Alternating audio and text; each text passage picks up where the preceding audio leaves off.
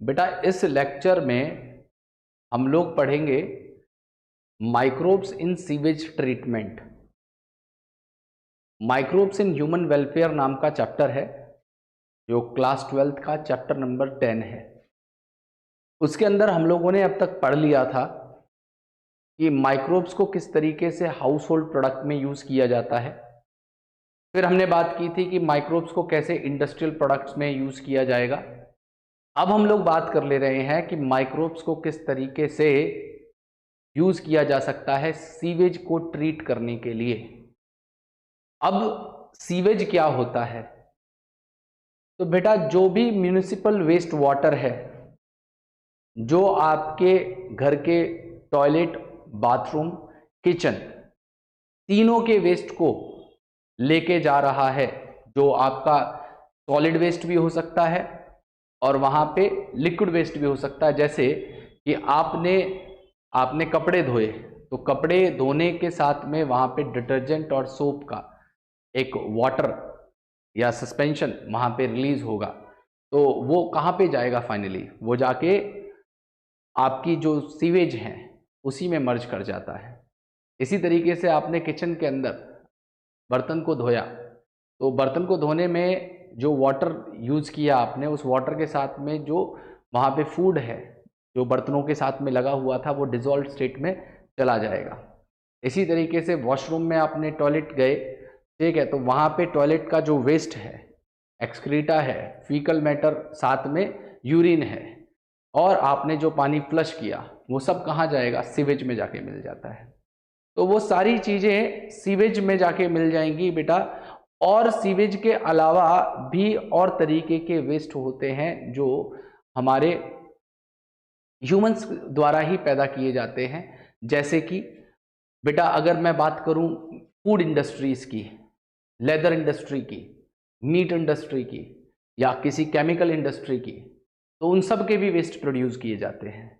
वो सारे के सारे वेस्ट फाइनली क्या करते हैं? उनको ड्रेन कर दिया जाता है बड़ी रिवर्स में, जिसकी वजह से ये जो सीवर था और सीवर वेस्ट मतलब सीवेज, और साथ में जो इंडस्ट्रियल वेस्ट है, उन सारी चीज़ों को ले जाके पानी में डाल दिया जाता है, रिवर्स के अंदर डाल दिया जाता है, वाटर रिजर्वायर्स के अंदर डाल दिया जाता है, जिसकी वजह से वो पॉल्यूट होते हैं। और वहाँ पे पॉल्यूशन की वजह से वो वाटर जो है वो एक तो यूज करने के लिए अनफिट बनता ही बनता है, साथ में वहाँ पे कई तरीके के कम्युनिकेबल डिजीजेस भी फैलते हैं।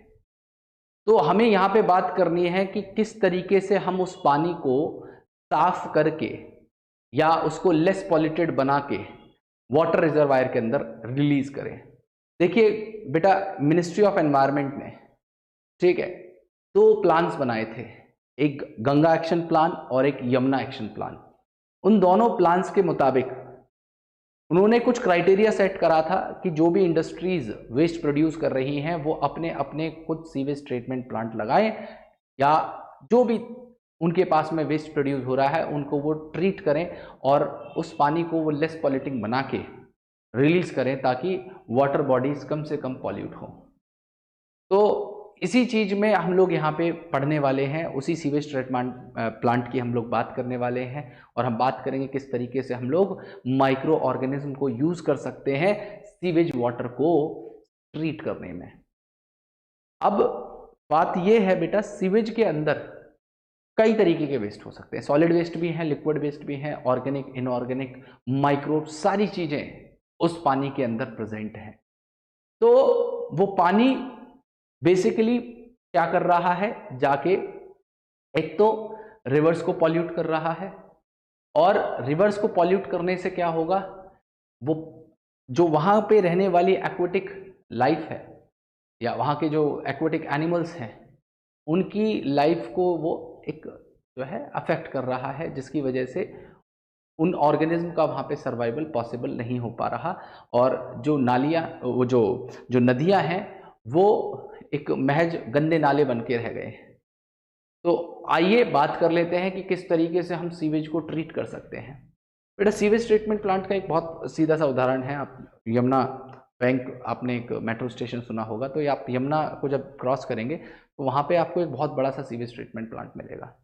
जिसमें क्या किया जा रहा है कि जो यमुना का वाटर है उसको ट्रीट करके, ठीक है, उसको उसको यूज करने योग्य बना के, देखो ये पानी जो होगा ये पिया नहीं जा सकता, इसको हम जो है यूज नहीं कर सकते हैं कि भाई हम उसे पी सकें, ठीक है, वो पीने लायक तो नहीं होता। लेकिन हाँ बेटा, आप उसको इरिगेशन में यूज कर सकते हो, आप उसे लॉन्ड्रीज में यूज कर सकते हो, आप उसकी मदद से आप फ्लश जो टॉयलेट्स में हैं उनमें उस पानी को यूज़ किया जा सकता है। तो ये सारी जगहों पे उस पानी को यूज़ किया जाता है। तो दिल्ली के अंदर जितना भी पानी जा रहा है, ठीक है, तो वो सब का सब वहीं से उसी पानी को वो ट्रीट करके भेजते हैं।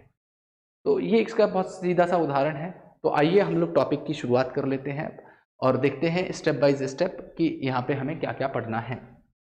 तो मैं इसमें सबसे पहले हेडिंग लिख दे रहा हूँ, ये है आपके सिलेबस का चैप्टर नंबर 10 और चैप्टर का नाम है माइक्रोब्स इन ह्यूमन वेलफेयर। मतलब हमें यहाँ पे उन माइक्रो ऑर्गेनिज्म की बात करनी है जो ह्यूमन वेलफेयर में यूज किए जाते हैं। और इसी के अंदर मैं एक टॉपिक आपको पढ़ा रहा हूं, that is microbes in sewage treatment. Microbe को किस तरीके से सीवेज ट्रीटमेंट में यूज किया जाएगा। अब मैं सबसे पहले आपको बता देता हूं कि सीवेज का मतलब क्या होता है। सीवेज बेटा म्युनिसिपल वेस्ट वाटर होता है, म्युनिसिपल वेस्ट वाटर है।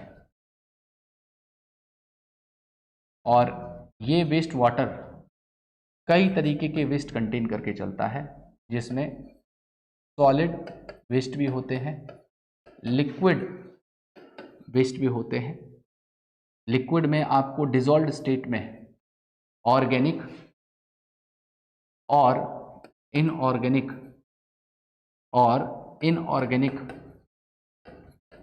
मैटर भी मिल सकता है, और साथ साथ में इसके अंदर माइक्रोब्स भी होते हैं, ठीक है।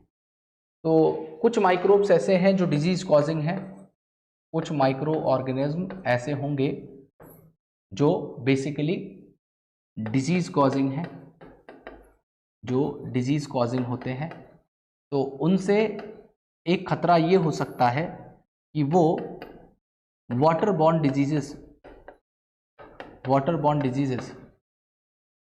को फैला सकते हैं, वाटर बॉर्न डिजीजेस को फैला सकते हैं। और सॉलिड वेस्ट के अंदर क्या क्या आ सकता है, तो सॉलिड वेस्ट के अंदर बेटा जो ह्यूमन फीकल मैटर है, ठीक है, ये आ जाएगा। उसके अलावा लिक्विड वेस्ट के अंदर क्या आ जाएगा, जैसे यूरिन है, या बेटा जो किचन के अंदर आप वेस्ट वाटर होता है वो इसके अंदर आ जाएगा, जो आपने अपने बर्तनों को, यूटेंसिल्स को वॉश करने के लिए यूज़ किया है। ऑर्गेनिक वेस्ट के अंदर सारे के सारे वो न्यूट्रिएंट्स आ जाएंगे जो फूड के अंदर प्रेजेंट थे, जो बर्तन धोने के साथ में पानी के अंदर चले गए। इनऑर्गेनिक के अंदर बेटा जैसे सोप आ जाएगा, डिटर्जेंट आ जाएंगे, और उसके अलावा कुछ केमिकल्स, सारी चीज़ें आ जाएंगी, और बहुत सारे हार्मफुल माइक्रो ऑर्गेनिज्म हैं। ये सब आपके सीवेज के अंदर प्रेजेंट होते हैं। तो बेसिकली ये सीवेज बेसिकली करेगा क्या, तो सीवेज से खतरा है बेटा, ये पॉल्यूटेड करेगा या पॉल्यूशन करता है वाटर बॉडीज का, ये वाटर बॉडीज को पॉल्यूट करेगा, ठीक है, या वाटर रिजर्वायर को पॉल्यूट करेगा। और ये क्या करता है, अफेक्ट करेगा बेटा एक्वेटिक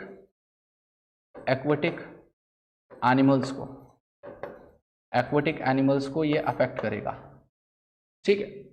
तो ये तो रही बात इसकी सीवेज की।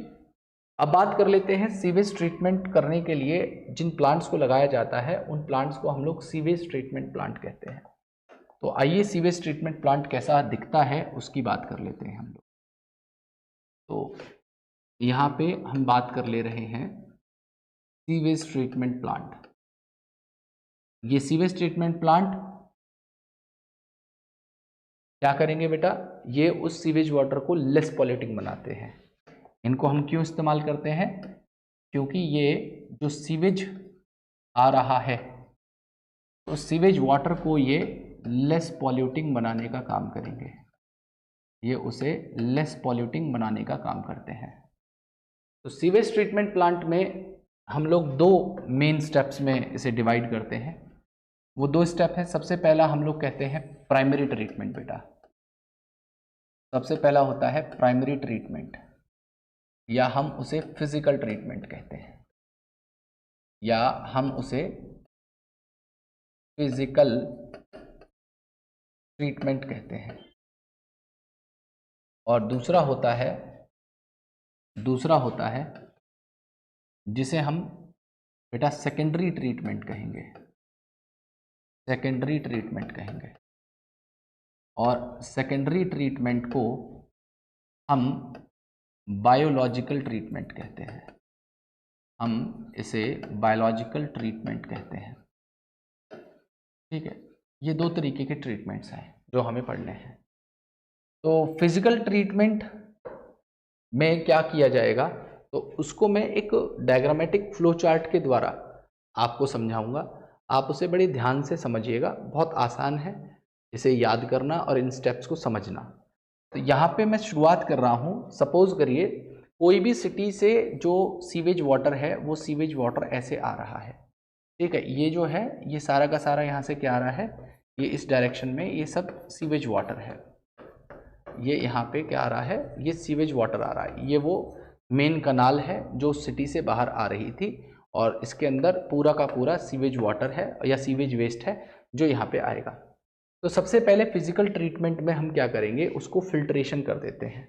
फिल्ट्रेशन करने के लिए हम क्या करेंगे, फिल्ट्रेशन करने के लिए क्या करेंगे बेटा, हम लगा देते हैं यहाँ पे हम फिल्टर का इस्तेमाल करेंगे, वायर मेश लगा देंगे यहाँ पे, इस तरीके से जाल लगा देते हैं। और इस तरीके से जाल लगा के क्या होगा, इसके अंदर जो भी बड़े पार्टिकल्स थे, जैसे पॉलीथीन बैग हो सकते हैं जो पानी के साथ बह के आ रहे हों, या स्टेम ट्विग्स हो सकती हैं, लीव्स हो सकती हैं, क्लोथ्स हो सकते हैं, या और भी बहुत सारी चीज़ें जैसे डेड एनिमल कोई मर गया वो सब भी हो सकते हैं इसके अंदर। तो उन सारी चीज़ों को जो उस पानी के साथ आ रही थी उन्हें हम फ्लोटिंग डेब्राई कहते हैं। तो फ्लोटिंग डेब्राई को यहाँ से फिल्ट्रेशन द्वारा सबसे पहला काम क्या किया गया, सबसे पहला काम किया गया फिल्ट्रेशन। तो फिल्ट्रेशन करके यहाँ पे हमने जो भी बड़े बड़े पार्टिकल थे, पॉलीथीन बैग थे, स्टेम ट्विग्स थी, ठीक है, या लीव्स थी, या क्लोथ्स थे, इन सारी चीज़ों को, या डेड एनिमल्स थे, जो भी बड़े पार्टिकल्स थे, ठीक है, उन सारी फ्लोटिंग डेब्राई को यहाँ से अलग कर दिया, इस पानी से उसको रिमूव कर दिया। तो फ्लोटिंग डेब्राई को हमने यहाँ से हटा दिया। अब बड़े जो पार्टिकल्स थे जो इस पानी के अंदर आ रहे थे उनको हम लोगों ने फिल्ट्रेशन से हटा दिया है। अब अगला काम क्या किया जाएगा बेटा, अगला काम ये किया जाएगा कि ये जो वाटर आगे निकला, ये पानी के अंदर आपको डिजॉल्व्ड स्टेट में ऑर्गेनिक और इनऑर्गेनिक मैटर और साथ में सॉइल डिजॉल्व्ड स्टेट में मिल सकती है। छोटे छोटे स्टोन के पेबल्स आपको यहाँ पे डिजॉल्व मिल जाएंगे। तो यहाँ पे अगला काम क्या किया जाएगा, अगला काम बेटा ये होगा कि इस वाटर को दूसरे स्टेप में भेजा जाएगा और इसे भेजा जाएगा सेडिमेंटेशन टैंक के अंदर। क्या करेंगे हम, यहाँ पे इस पानी को एक सेडिमेंटेशन टैंक के अंदर भेज देते हैं। तो ये जो मैंने दूसरे नंबर पे यहाँ पे बनाया है, ये दूसरे नंबर पे हमने क्या किया है बेटा, ये एक सेडिमेंटेशन टैंक है, ये एक सेडिमेंटेशन टैंक है। सेडिमेंटेशन टैंक मेरा थोड़ा सा टेढ़ा हो गया है, मैं इसको सीधा कर देता हूँ सेडिमेंटेशन टैंक को। ठीक है, ये सेडिमेंटेशन टैंक है बेटा। ठीक है जी। अब इस सेडिमेंटेशन टैंक के अंदर क्या किया जाना है, इसके अंदर जो पानी आ रहा है, यहाँ से जो वाटर आया, इस पानी को हमने इस सेडिमेंटेशन टैंक में भेज दिया। अब ये जो पानी इसके अंदर आया था, इस पानी के अंदर जो भी ग्रिट थी, जो भी ग्रिट थी, ग्रिट मतलब जो इसमें डिजॉल्व सॉइल थी या छोटे पेबल्स थे, वो सारी चीज़ें नीचे सेडिमेंट डाउन हो जाएंगी। जो भी इसके अंदर ग्रिट थी वो ग्रिट नीचे ग्रिट को हिंदी में कहते हैं गाद। सारी जो मिट्टी है इसके अंदर जो डिजॉल्व है वो सब नीचे बैठ जाएगी, ठीक है, सेडिमेंट हो जाएगी। तो पहला स्टेप फिल्ट्रेशन हुआ, दूसरा स्टेप हमने क्या किया, सेडिमेंटेशन कर दिया। अब सेडिमेंटेशन करने के बाद में क्या किया गया, यहाँ पे जितने भी सेडिमेंट्री पार्टिकल थे वो सब सेटल डाउन हो जाएंगे। तो जितनी भी ग्रिट थी वो नीचे सेटल हो जाएगी। और बेटा इस ग्रिट के अंदर हम क्या क्या प्रेजेंट होगा, तो इसके अंदर सॉइल प्रेजेंट हो सकती है, या इसके अंदर बेटा स्टोन के पेबल्स प्रेजेंट होते हैं, इसके सॉइल प्रेजेंट होती है यहाँ पे, या पेबल्स प्रेजेंट हो सकते हैं। तो अब ये जो नीचे सेटल हो गया, ग्रिट जो सेटल हो गई और ऊपर जो पानी बचा, तो ये जो ऊपर पानी बचा हुआ है इसे तो हम कहेंगे प्राइमरी एफ्लुएंट, इसे कहेंगे हम प्राइमरी एफ्लुएंट। और नीचे जो ये ग्रिट आ गई थी इसे कहेंगे हम प्राइमरी स्लज, इसे हम कहते हैं प्राइमरी स्लज। तो आप ध्यान दीजिएगा मेरी बात पे, ये जो भी अब तक कुछ हो रहा है ये सारा का सारा अभी प्राइमरी ट्रीटमेंट चल रहा है बेटा। ये सब जो यहाँ से लेके यहाँ तक हुआ है ये सब क्या है बेटा, ये सब प्राइमरी ट्रीटमेंट हुआ है अभी, ठीक है, ये प्राइमरी ट्रीटमेंट हुआ है। यहाँ पे अभी तक कोई सेकेंडरी ट्रीटमेंट का स्टेप नहीं हुआ। तो हमने क्या किया है, उसके अंदर से बड़े पार्टिकल्स को हटाया, फिर उसके अंदर से ग्रिट को हटा दिया। अब जो पानी बचा हुआ है, प्राइमरी एफ्लुएंट जो बचा है, अब अभी भी इसके अंदर डिजॉल्व स्टेट में बहुत सारी चीज़ें हैं, या ऑर्गेनिक बहुत सारा मैटर इसके अंदर प्रेजेंट है। तो हमें बेसिकली क्या करना है, उस ऑर्गेनिक मैटर को अब डिकम्पोज करवाना है या डाइजेस्ट करवाना है, क्योंकि ये अभी पानी बहुत ज़्यादा पॉल्यूटेड है, या कहूँ तो इसकी बीओडी बहुत ज़्यादा हाई है। तो बीओडी का मतलब क्या होता है पहले आप ये जान लें। देखिए बीओडी का सीधा डायरेक्टली प्रोपोर्शनल रिलेशन होता है, या डायरेक्ट प्रोपोर्शनल रिलेशन होता है पॉल्यूशन के साथ। जितना किसी पानी की बीओडी हाई रहेगी उतना ही ज़्यादा वो पानी पॉल्यूटिंग है। मतलब कहने का ये है कि जितना ज़्यादा ऑर्गेनिक मैटर उस पानी के अंदर डिजॉल्व रहेगा उतना ज़्यादा ऑक्सीजन माइक्रो ऑर्गेनिज्म को चाहिए होगा उस ऑर्गेनिक मैटर को डिकम्पोज करने के लिए, ठीक है। और जितना कम ऑर्गेनिक मैटर होगा उतना कम ऑक्सीजन चाहिए। तो जिस पानी के अंदर ऑर्गेनिक मैटर ज़्यादा है वहाँ पे रहने वाले माइक्रो ऑर्गेनिज्म को ज़्यादा ऑक्सीजन चाहिए, क्या करने के लिए, उस पानी को डिकम्पोज करने के लिए। इसलिए उस पानी की बीओडी क्या है, हाई है। और जिस पानी के अंदर कम ऑर्गेनिक मैटर है वहाँ पे क्या होगा, माइक्रो ऑर्गेनिज्म को कम ऑक्सीजन चाहिए डिकम्पोज करने के लिए। तो ऑब्वियस सी बात है वो पानी जो है लेस पॉल्यूटिंग है। तो ये इन दोनों में बेटा बेसिक डिफरेंस होता है बीओडी हाई होने में और बीओडी लो होने में। अब यहाँ पे क्या किया गया, यहाँ तक आपका जो है प्राइमरी ट्रीटमेंट खत्म है। अब आपके दिमाग में क्वेश्चन आएगा कि इस प्राइमरी स्लज को क्या किया जा सकता है। बेटा प्राइमरी स्लज में मेनली सॉइल है और छोटे स्टोन्स है, आप इसको लैंड फिलिंग में यूज़ कर सकते हैं। आप इसे लैंड फिल्स में डाल सकते हैं, या कहीं पे गड्ढा हो उसको भरने में आप इसको इस्तेमाल कर सकते हैं। लेकिन जो पानी बचा हुआ है प्राइमरी एफ्लुएंट, अब ये जाएगा बायोलॉजिकल ट्रीटमेंट के लिए। अब यहाँ से शुरू होगा बायोलॉजिकल ट्रीटमेंट। तो आप जानिएगा कि बायोलॉजिकल ट्रीटमेंट में क्या होने वाला है। तो मैं क्या बोल रहा हूँ कि ये जो प्राइमरी एफ्लुएंट था इसको मैंने आगे बढ़ा दिया। अब इसको आगे बढ़ा रहा हूँ किसमें, मैं इसको बायोलॉजिकल ट्रीटमेंट करना चाहता हूँ। तो आप ध्यान से समझिएगा, ये जो प्राइमरी एफ्लुएंट था, ये जो प्राइमरी एफ्लुएंट था, ये प्राइमरी एफ्लुएंट आगे बढ़ा दिया गया और यहाँ तक अभी आपका प्राइमरी ट्रीटमेंट खत्म हो चुका है। अब यहाँ से बायोलॉजिकल ट्रीटमेंट चालू हो जाएगा इस लाइन के उधर से। तो इस प्राइमरी एफ्लुएंट को सबसे पहले हम क्या करते हैं, एक बड़ा सा लार्ज एरिएशन टैंक होता है, ठीक है, लार्ज एरिएशन टैंक होता है। एरिएशन टैंक का मतलब होता है कि जहाँ पे पानी को लगातार घुमाया जा रहा हो, एरिएट करा जा रहा हो। एरिएशन क्यों किया जाता है, एरिएशन किया जाता है ताकि ऑक्सीजन आराम से पानी के अंदर डिसॉल्व हो रही हो। मतलब पानी के अंदर ऑक्सीजन बिल्कुल हर जगह बिल्कुल इक्वल अमाउंट में होनी चाहिए, इसलिए एरिएशन करा जाता है, पानी को घुमाया जाता है। तो एरिएशन करने का मेन पर्पस क्या है, एरिएशन इसलिए किया जा रहा है क्योंकि इस वाटर में जिसमें अभी बहुत सारा ऑर्गेनिक मैटर बचा हुआ है, उस ऑर्गेनिक मैटर को यहाँ पे कुछ एरोबिक बैक्टीरिया जो ऑक्सीजन की मदद से सर्वाइव करते हैं, वो एरोबिक बैक्टीरिया इस पानी के अंदर प्रेजेंट जो ऑर्गेनिक मैटर है उसे डिकम्पोज करेंगे और उस पानी को लेस पॉल्यूटिंग बनाएंगे। तो यहाँ पे क्या किया गया, यहाँ पे एक बड़े से एरिएशन टैंक में, लार्ज एरिएशन टैंक के अंदर क्या किया गया, इस पानी को, प्राइमरी एफ्लुएंट को भेज दिया गया। ठीक है, इस प्राइमरी एफ्लुएंट को यहाँ पे भेज दिया गया और इसके अंदर मैं एरिएटर भी लगा दे रहा हूँ जो पानी को बार बार ऐसे घुमाता रहेगा, जो पानी को घुमाता रहेगा। ठीक है, जो ऑक्सीजन को डिसॉल्व रखेगा सब में। यहाँ पे ये इस तरीके से इसे घुमा रहा है। ठीक है, ये इसे घुमा रहा है। तो यहाँ पे बेसिकली क्या होगा बेटा, एरिएशन होने की वजह से, एरिएशन होने की वजह से इसके अंदर कुछ माइक्रो ऑर्गेनिज्म होंगे, या मैं कहूँ उन्हें एरोबिक माइक्रो ऑर्गेनिज्म होंगे। वो एरोबिक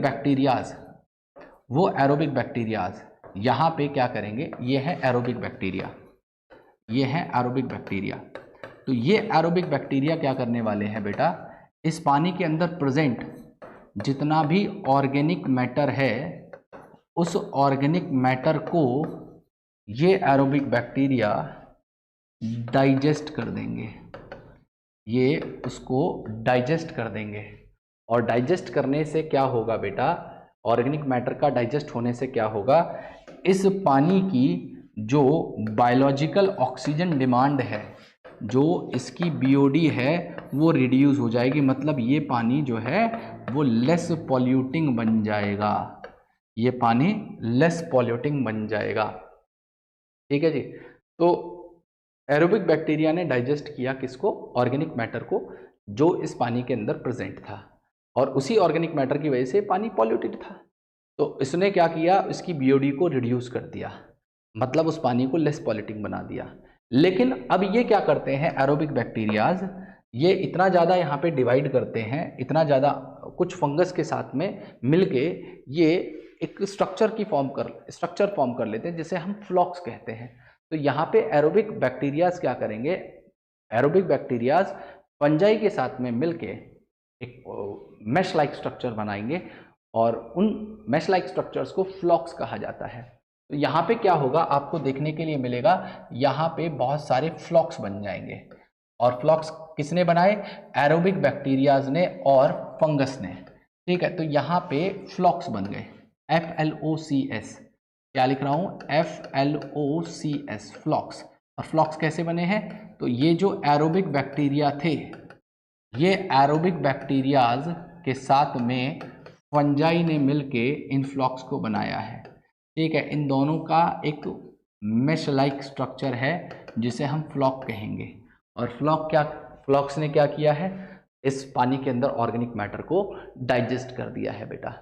अब अगली बात ये समझिएगा कि यहाँ पे जब बीओडी कम हो गई, पानी लेस पॉल्यूटिंग बन चुका है, तो अब इस पूरे कंटेंट को जो इसके अंदर प्रेजेंट था, मतलब the less polluted water along with these flocs are send into a settling tank. इसको हम क्या करेंगे, एक सेटलिंग टैंक के अंदर भेज देंगे। इस सारे कंटेंट को हम क्या करेंगे, इसको हम एक सेटलिंग टैंक के अंदर भेज देते हैं। ठीक है जी, हमने यहाँ पे क्या किया है, यहाँ पे हमने इस सब को एक सेटलिंग टैंक के अंदर भेज दिया है। अब सेटलिंग टैंक में क्या होगा, सेटलिंग टैंक में क्या होगा, ये जो सारे फ्लॉक्स थे, ये सारे के सारे फ्लॉक्स तो नीचे की तरफ सेडिमेंट डाउन हो जाएंगे, सेटल डाउन हो जाएंगे। ये सारे के सारे फ्लॉक्स तो नीचे सेटल डाउन हो जाएंगे ऐसे करके बेटा। और जो पानी ऊपर की तरफ था, वो सारा का सारा पानी ऊपर ऐसे आ जाएगा, जो लेस पॉल्यूटिंग वाटर बनाया गया है अभी तक, जिस पानी को ट्रीट किया गया है, वो पानी ऐसे ऊपर होगा। ठीक है जी। तो यहाँ पे जो नीचे फ्लॉक्स सेटल हो चुके हैं, जो नीचे की तरफ ये सारे के सारे फ्लॉक्स सेटल हो चुके हैं, इसे कहा जाएगा एक्टिवेटेड स्लज बेटा, इसे कहेंगे एक्टिवेटेड स्लज। और इसी एक्टिवेटेड स्लज में से छोटे से हिस्से को लिया जाएगा, इसमें से लिटिल पार्ट और स्मॉल पार्ट को पंप बैक कर दिया जाता है किसके अंदर, इसको पंप बैक कर दिया जाएगा एरिएशन टैंक के अंदर। तो इसमें से मैं बोल रहा हूं कि जो एक्टिवेटेड स्लज था, जो फ्लॉक्स यहाँ पे नीचे सेटल हुए थे, उसका एक छोटा पार्ट, उसका एक स्मॉल पार्ट, और उस स्मॉल पार्ट को हम क्या कहते हैं, इनोक्यूलम कहते हैं। तो इसमें से छोटा सा हिस्सा या छोटा सा इनोक्यूलम लिया जाएगा और इसको पंप बैक कर दिया जाएगा किसके अंदर, एरिएशन टैंक के अंदर। ये क्यों किया जा रहा है? ये इसलिए किया जा रहा है क्योंकि पानी तो लगातार आ रहा है, बैक्टीरिया बार बार कहाँ से लाएंगे भाई? मतलब पानी तो देखो, सीवेज तो डेली बेसिस पे पता नहीं कितने मिलियन गैलन वाटर जो है हर दिन प्रोड्यूस कर रही हैं सिटीज़। तो वो सारा पानी डेली आ रहा है, डेली उसे ट्रीट करना है। अब उतने सारे पानी को ट्रीट करने के लिए बार बार बैक्टीरिया, वो एरोबिक बैक्टीरिया कहाँ से लाएंगे? तो ये जो यहाँ पे एरोबिक बैक्टीरिया जो फ्लॉक्स बना के नीचे सेटल हुए थे, इन्हीं में से कुछ एरोबिक बैक्टीरियाज को इसमें वापस भेज दिया जाता है ताकि वो लगातार उस प्रोसेस को कंटिन्यूएशन में करते रहे। ठीक है, ये प्रोसेस अनइंटरप्टेडली जो है बिना इंटरप्शन के लगातार चलता रहे, तो इसीलिए इनको वापस इसके अंदर भेज दिया जाता है। अब ये थोड़ा सा पार्ट मैंने बोला इसमें से इनोकुलम का मतलब थोड़ा सा हिस्सा इनका एरोबिक बैक्टीरिया का इसके अंदर भेज दिया गया। जो बचा हुआ पार्ट है उसके साथ क्या होगा और जो ऊपर पानी है उसके साथ क्या होगा उसकी हम बात कर लेते हैं। ध्यान से समझिएगा, यहाँ पे क्या किया जाएगा, जो ऊपर वाटर है बेटा, जो ऊपर वाटर बचा हुआ है, इस देखो जो नीचे सेटल हुआ था उसे मैंने एक्टिवेटेड स्लज कहा, जो ऊपर वाटर था इसे मैं कहूँगा सेकेंडरी इफ्लुएंट बेटा, इसे मैं कहूँगा सेकेंडरी एफ्लुएंट। ठीक है, और ये जो सेकेंडरी एफ्लुएंट है, ये सेकेंडरी एफ्लुएंट को रिलीज कर दिया जाएगा, ये पानी रिलीज कर दिया जाएगा वाटर बॉडीज के अंदर, इसको रिलीज कर दिया जाएगा वाटर बॉडीज के अंदर। ठीक है जी, और ये जो नीचे बैठा हुआ था, सेटल हुआ था एक्टिवेटेड स्लज, अब इस एक्टिवेटेड स्लज के साथ क्या किया जाएगा, कुछ पार्ट तो वापस पंप बैक कर दिया था और इसमें से कुछ हिस्से को भेजा जाएगा एनएरोबिक स्लज डाइजेस्टर में, एनएरोबिक स्लज डाइजेस्टर में। अब इस एनएरोबिक स्लज डाइजेस्टर में क्या होगा, तो ध्यान से समझिएगा मेरी बात। इस एनारोबिक स्लज डाइजेस्टर में क्या किया जाएगा, ये जो बहुत सारे फ्लॉक्स थे, जो बहुत सारे एरोबिक बैक्टीरियाज थे, इन सारे एरोबिक बैक्टीरियाज को डाइजेस्ट करवाएंगे हम कुछ हेट्रोट्रॉपिक एनएरोबिक बैक्टीरियाज की मदद से। अब ये बहुत सारे आ चुके हैं हेट्रोट्रॉपिक बैक्टीरिया जो ऊपर हैं ग्रीन कलर वाले, तो ये सारे के सारे क्या हैं, हेट्रोट्रॉपिक बैक्टीरियाज हैं। ये सारे क्या हैं, हेट्रोट्रॉपिक बैक्टीरियाज हैं, या मैं कहूँ ये सारे के सारे एनएरोबिक बैक्टीरियाज हैं। और ये नीचे जो हैं ये सारे एरोबिक बैक्टीरियाज हैं जो फ्लॉक्स के अंदर प्रेजेंट थे। ये सब एरोबिक बैक्टीरियाज हैं जो फ्लॉक्स की फॉर्म में यहाँ पे प्रेजेंट थे। तो अब इन एनारोबिक या हेट्रोट्रॉपिक बैक्टीरियाज बेसिकली क्या करेंगे, ये इन बैक्टीरियाज को डाइजेस्ट कर देंगे। ये इन बैक्टीरियाज को, नीचे जो एरोबिक वाले बैक्टीरियाज हैं इनको ये ख़त्म करेंगे। ठीक है, और ख़त्म करने के बाद में यहाँ पे कुछ गैसेस का प्रोडक्शन होगा, इसके अंदर कुछ गैसेस का प्रोडक्शन होगा और उन गैसेस में जैसे कि मीथेन होगी। ठीक है, इनके अंदर गैसेस कौन सी बनेगी, मीथेन बनेगी। उसके अलावा क्या बनेगी, हाइड्रोजन सल्फाइड बनेगी, हाइड्रोजन सल्फाइड गैस बनेगी। ठीक है, तो इन सारी गैसेस का भी यहाँ पे प्रोडक्शन होगा और ये सारी जो गैसेस हैं इनको आप एज अ बायोगैस यूज़ कर सकते हैं। इन सब को आप बायोगैस के तौर पे इस्तेमाल कर सकते हैं। तो आपने देखिए यहाँ पे क्या किया, आपने यहाँ पे पानी को ट्रीट भी कर लिया, रिवर्स को पॉल्यूट होने से बचा दिया, उस पानी को रीयूज़ भी कर सकते हैं, आप इरिगेशन में यूज़ कर सकते हैं, आप उसको मल्टीपर्पज़ यूज़ में लिया जा सकता है। तो आपने उस पानी को रीयूज़ भी कर लिया। उसके अलावा जो रिवर्स थी या जो भी वाटर रिजर्वायर्स थे वो पॉल्यूट होने से बचे, एक्वेटिक लाइफ फॉर्म बची, और साथ साथ आपने यहाँ पे क्या किया, आपने गैसेस का भी प्रोडक्शन कर दिया, मतलब एक एनर्जी सोर्स भी यहाँ पे तैयार कर लिया है। तो ये बेसिकली आपका सीवेज ट्रीटमेंट प्लांट होता है। और मैंने बताया कि इन जो सीवेज ट्रीटमेंट प्लांट है, इन माइक्रो ऑर्गेनिज्म के इस्तेमाल को इनिशिएट किया जो मिनिस्ट्री ऑफ एनवायरनमेंट है। ठीक है, उसने 2 प्लान्स बनाए थे, यमुना एक्शन प्लान और जो है गंगा एक्शन प्लान। और उन दोनों प्लान्स का एक ही मोटो था कि उन जो रिवर्स हैं यमुना और जो गंगा है, इन दोनों को लेस पॉल्यूटिंग बनाना, उसकी जो वाटर क्वालिटी है उसे इम्प्रूव करना, और जो सिटीज़ से वेस्ट आ रहे हैं, किसी भी तरीके का वेस्ट आ रहा है, फैक्ट्रीज़ के जो वेस्ट आ रहे हैं उससे उन पानी को बचाना और उस पानी के अंदर जो एक्वेटिक लाइफ फॉर्म है उन्हें भी बचाना, ये बेसिकली उसका मोटो था। ठीक है, और उसी के अंतर्गत जो अलग अलग इंडस्ट्रीज़ थी उनको बोला गया कि भाई आप भी अपने अपने सीवेज ट्रीटमेंट प्लांट लगाएं, या वेस्ट वाटर को ट्रीट करने के लिए आप अपने प्लांट्स लगाएं, और प्लांट्स उसको ट्रीट करने के बाद में, पानी को ट्रीट करने के बाद में ही आप उसे वाटर बॉडीज़ में रिलीज़ करें, अन्यथा आपके ऊपर जो भी उचित कार्रवाई होगी वो होगी। ठीक है, अगर आप ऐसा नहीं करेंगे तो। और इसके अलावा जो सिटीज़ का वेस्ट है उसको भी ऐसे ट्रीट किया गया। तो आइए एक बार मैं इसको प्रिसाइजली बता देता हूँ कि यहाँ पे हमने अभी तक क्या क्या सीखा। तो ध्यान से समझिएगा मेरी बात को आप ध्यान से समझिएगा कि हमने यहाँ पे क्या क्या अभी तक पढ़ा है। ठीक है, मैंने आपको बताए 2 तरीके की ट्रीटमेंट, एक प्राइमरी और एक सेकेंडरी। ध्यान से सुनना, प्राइमरी एफ्लुएंट के बाद में ये सारा जो भी कुछ हुआ है, ठीक है, एरिएशन टैंक से आगे आगे ये सारा क्या है बेटा, ये सब सेकेंडरी ट्रीटमेंट हुआ है या बायोलॉजिकल ट्रीटमेंट हुआ है। बायोलॉजिकल ट्रीटमेंट हम इसलिए कहते हैं क्योंकि यहाँ पे माइक्रो ऑर्गेनिज्म का इस्तेमाल किया जाता है। यहाँ पे हम इसे बायोलॉजिकल ट्रीटमेंट हम इसलिए कहते हैं, या सेकेंडरी ट्रीटमेंट हम इसलिए कह रहे हैं क्योंकि यहाँ पे हम क्या कर रहे हैं, माइक्रो ऑर्गेनिज्म का इस्तेमाल कर रहे हैं इस पानी को ट्रीट करने के लिए। तो हमने सबसे पहले यहाँ से जो भी वाटर आ रहा था पूरी सिटी का, उसमें से बड़े पार्टिकल को, फ्लोटिंग डेब्री को हटा दिया। उस फ्लोटिंग डेब्री को हटाने के बाद में, और उस प्रोसेस को हमने फिल्ट्रेशन कहा। फिल्ट्रेशन करने के बाद में हमने सेडिमेंटेशन किया।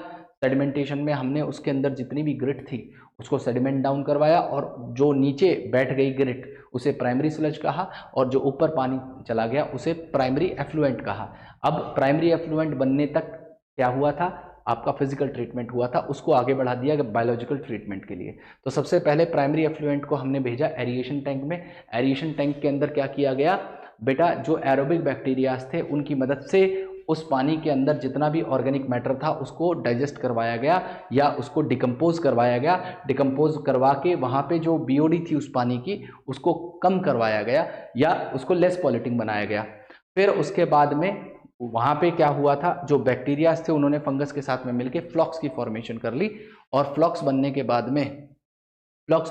में क्या किया गया, इस सारे कंटेंट को जो भी इसके अंदर प्रेजेंट था, flocs along with the treated water को सेंड कर दिया गया किसके अंदर बेटा, सेटलिंग टैंक के अंदर। और सेटलिंग टैंक में क्या किया गया, जो पानी था जो आया था उस पानी को वहाँ पे छोड़ दिया गया थोड़े टाइम के लिए सेटल करने के लिए। उसमें सारे फ्लॉक्स नीचे सेडिमेंट डाउन हुए, और जो ऊपर पानी बचा उसे हमने क्या कहा, सेकेंडरी एफ्लुएंट कहा। सेकेंडरी एफ्लुएंट को हमने वाटर बॉडीज में रिलीज कर दिया। लेकिन जो नीचे फ्लॉक्स सेडिमेंट डाउन हुए थे, जिन्हें मैंने एक्टिवेटेड स्लज कहा, वो एक्टिवेटेड स्लज में से थोड़ा सा हिस्सा एज अ इनोकुलम वापस भेज दिया गया एरिएशन टैंक के अंदर, उसको वापस पंप बैक कर दिया गया, ताकि जो कंटिन्यूसली वाटर की सप्लाई है वो लगातार ट्रीट होता रहे, लगातार पानी का ट्रीटमेंट बना रहे। ऐसा ना हो कि वहाँ पे प्रोसेस रुक जाए। तो बार बार बैक्टीरियाज को कलेक्ट करने से अच्छा है कि ये जो बैक्टीरियाज यहाँ पे पहले ऑलरेडी हैं, इन बैक्टीरियाज को हम लोग बार बार इस्तेमाल कर सकते हैं उस लगातार आते हुए पानी को ट्रीट करने के लिए।